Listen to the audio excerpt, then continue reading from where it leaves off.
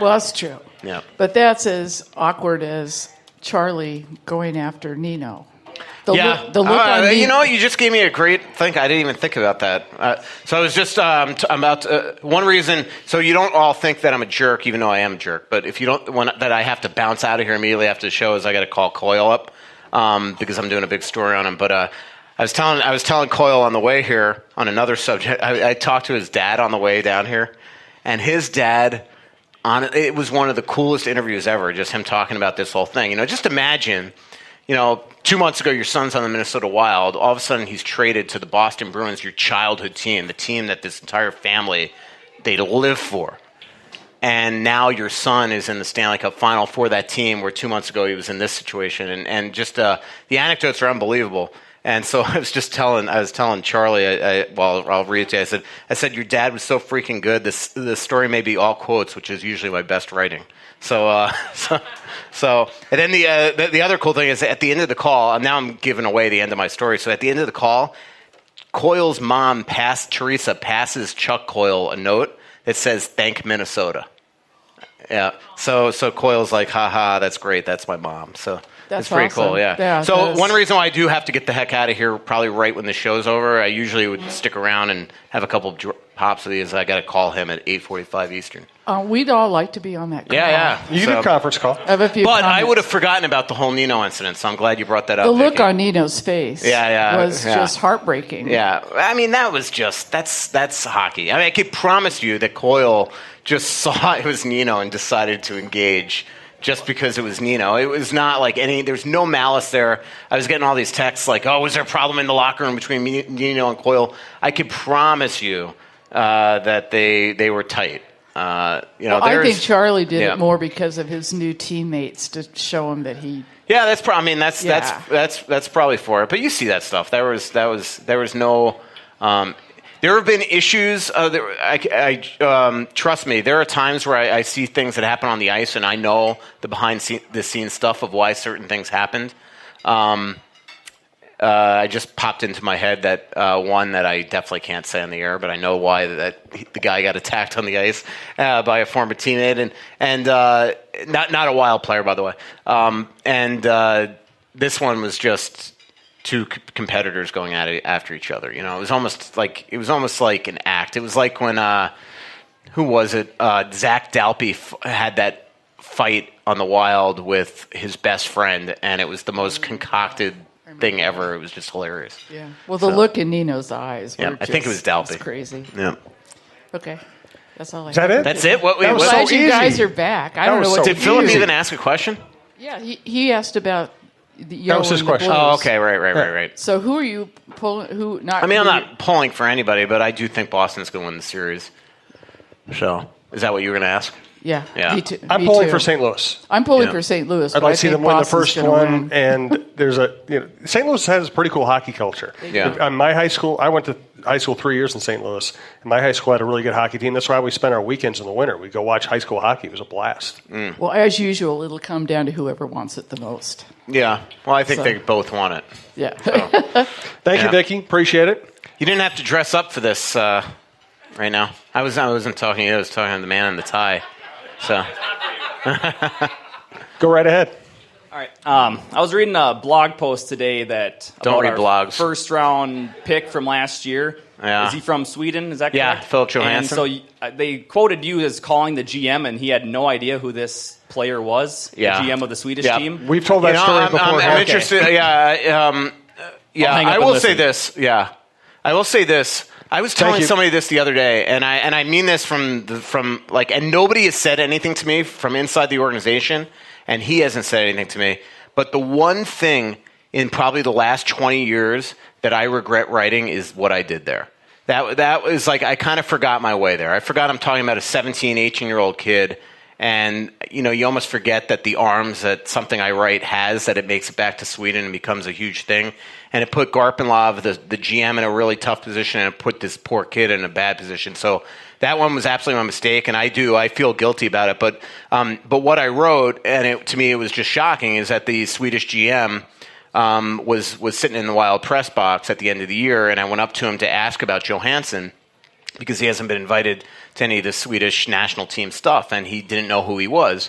And then he comes back to me during the first intermission, and he goes to me, now I'm doubling down. Forget it. As we knew you would. Yeah, but what he said to me is like, he's in the second group there, and I just, again, he didn't know who he was. So that's what it comes down to, and I won't say what he said after that, but so it just, to me, it was what I was doing there is I was forgetting that I was writing about a kid to point out that they made this ridiculous pick.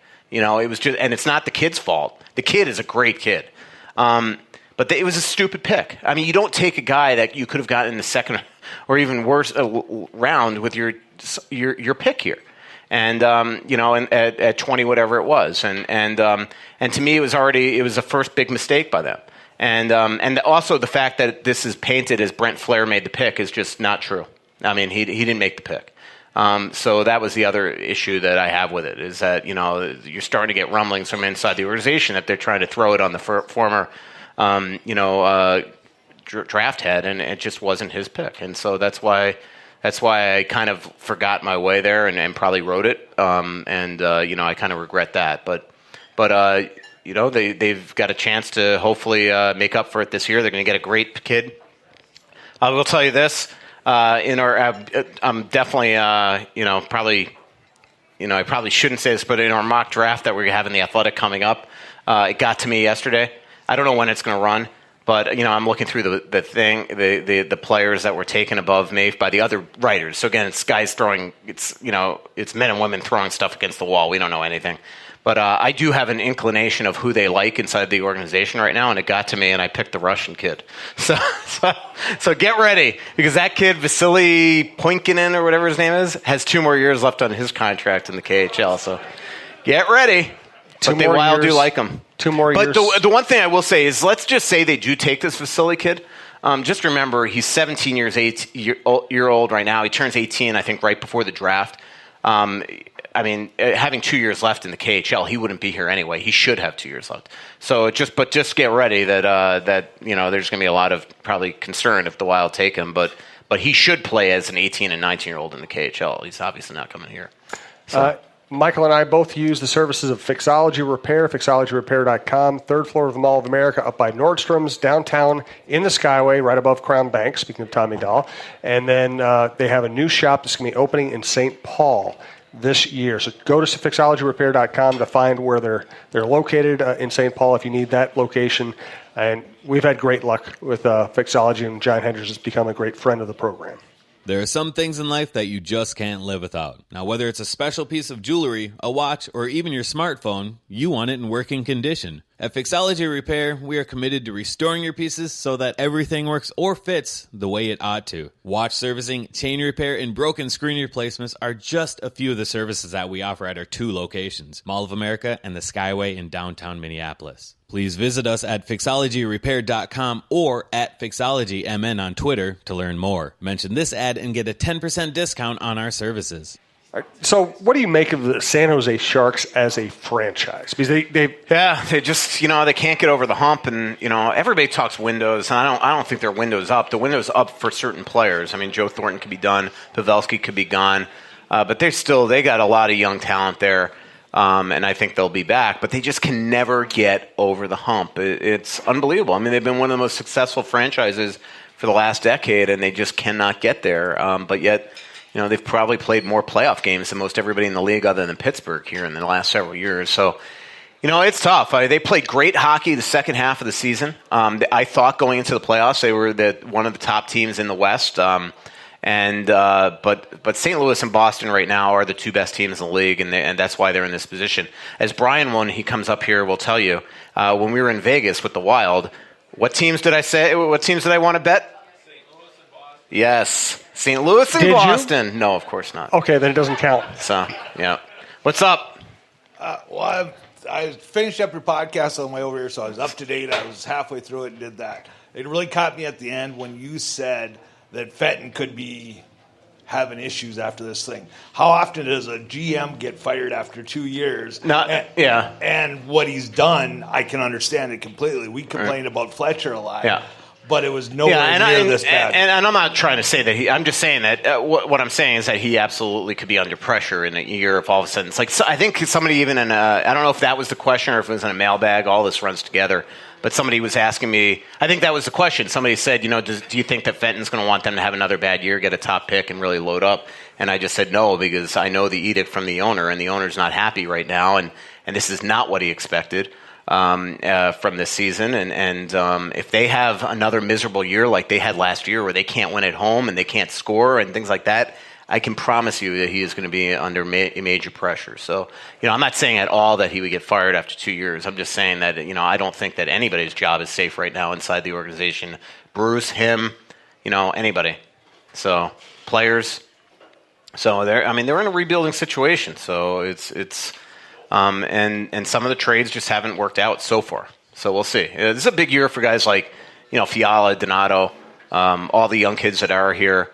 There's a lot that they've got to do to get this team back up to par. Because I'm sorry, I know we say this all the time when the Wild are out of the playoffs after a round or two, and you watch the playoffs, but they are not close to what we're seeing on the ice in these series. And while I do 100% agree that this was the year to get in because anything can happen, the Wild would not have gotten past the Calgary Flames in the first round. So next live show will be next Wednesday. That's the 29th at about 6:15, since that seems to be a popular time. 6:15 on Wednesday night at Tin Shed in Savage. And you can check out their website at tinshedmn.com for address. They also book events here. They have a big menu. They have a lot of special deals. Check that out. Yes, sir. Oh, man, I'm already laughing. I'll give you $500 for your exercise equipment. Could you just have them bring it to my house? So last night I went to this restaurant in my area that I'm sure you know, Brian, and I was telling this guy at the bar, I told him this story about how I spent $17.99 on an exercise bike. He goes, "Oh, I could have gotten you a used one for $200." I was like, I didn't even think that you could go that route. So that was freaking stupid. So the good thing is the stress will give you the same amount of hard activity as you would have gotten sitting on the bike. Yes. Oh, my God. Christy W. from Atlanta would like to know what happened to the Thrashers. Oh, man. Yeah. I was supposed to say something back to that. I can't remember what it was. Yes. So Christy is so obviously Brian's a friend of mine. My brother was just in town this week with one of his law partners, and so we went out to the Lola's in Hudson, and we were joking that maybe she didn't know that Thrashers had left. I was telling the story, so it's like I can't remember what the story was, but about 6 or 7 years ago, I was staying at the Marriott in Atlanta by the Perimeter Mall. And I went out. One of my best friends lives there, and his wife came out and met me. And she looks at me and she goes, "So are you here for a Thrasher game?" And I'm like, "What?" Thrashers left like 4 years ago. She had no clue. And then I looked at her. I'm like, "You're the reason why they're not here. Like people, you don't even know they left." So that's what we were talking about. So, did you see the Eric Westrom State Farm ad just popped up on there? Remember Eric Westrom played for the Gophers in the Wild? Yeah, I do remember that. Yeah. Okay, my last question is, my wife gets a lot of different magazines at home, and she got this one magazine, and on the cover it says, "Russo, why size doesn't matter."